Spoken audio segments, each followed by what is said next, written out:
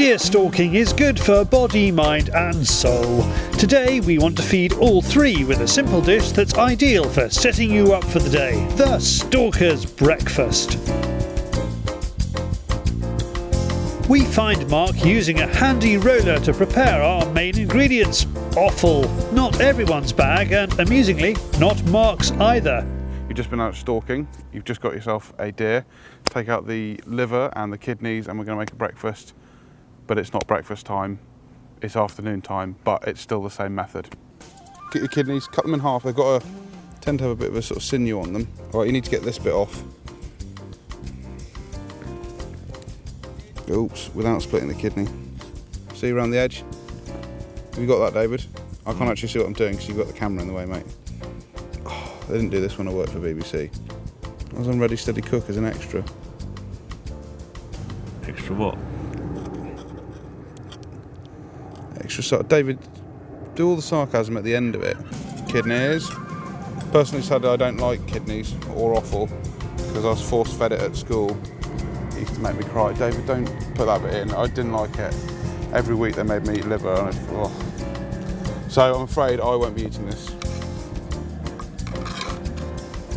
We leave Mark tending to the liver to visit farmer Andy Crow working hard on the combine. Later we want to feed that hard-working crow man who doesn't know whether it's breakfast, lunch or tea. But we need our raw ingredients. So what's the plan, Mark? What are we doing? We're deer stalking.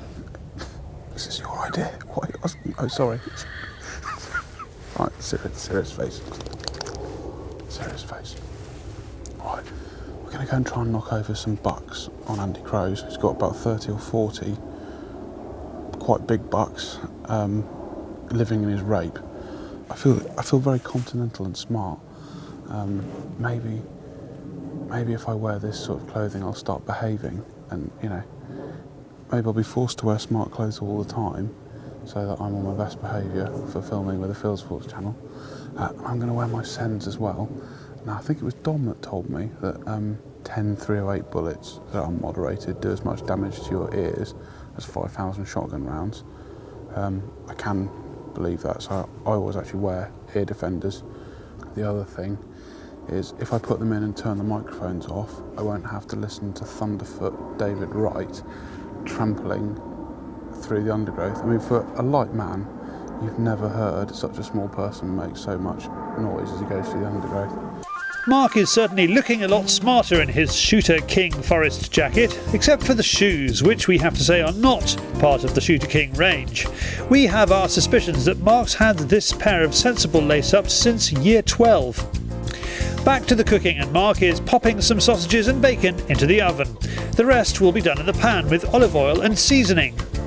So you're just going to cook some mushrooms and some onions, cook them down, salt, pepper, and then I'm going to fry the liver, you know, in the pan with all that lot. Then when it's just cooked, take it out, turn the oven off so it's going to relax, leave it in the oven for the 2 or 3 minutes it takes me to cook the eggs, put it all together. The elephant in the room, or the chest cavity, is the heart, Crowman's favourite. So what will Mark do with that? Maybe stuff it or something like that with, you know, rice, peppers, onions, that sort of stuff. Put it in the oven, wrap it in foil, cook it for about 40-45 minutes. I would think frying it will make it go pretty tough. In fact, Crow said if you fry it, it's going to go pretty tough. So we've left the heart to one side.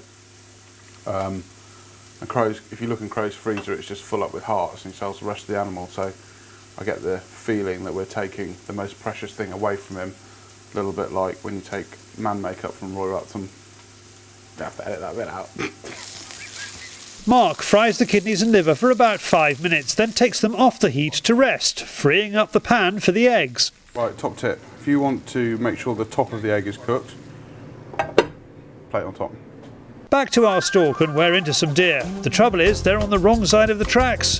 What makes matters worse is that there's a perfect young buck amongst the herd.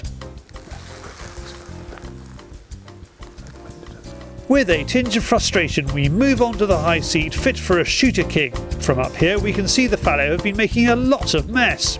Unfortunately, it's a no-show for us, so in true Blue Peter fashion, we use one we shot earlier, or rather, the liver and kidneys from a roe Dom shot earlier. So you've got liver, kidney, tomato, home-grade eggs, sorry it's burst, venison sausages, bacon.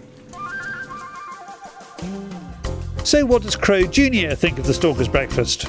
Success, Gilchrist. What's the liver like, Dave Crow? It's nice.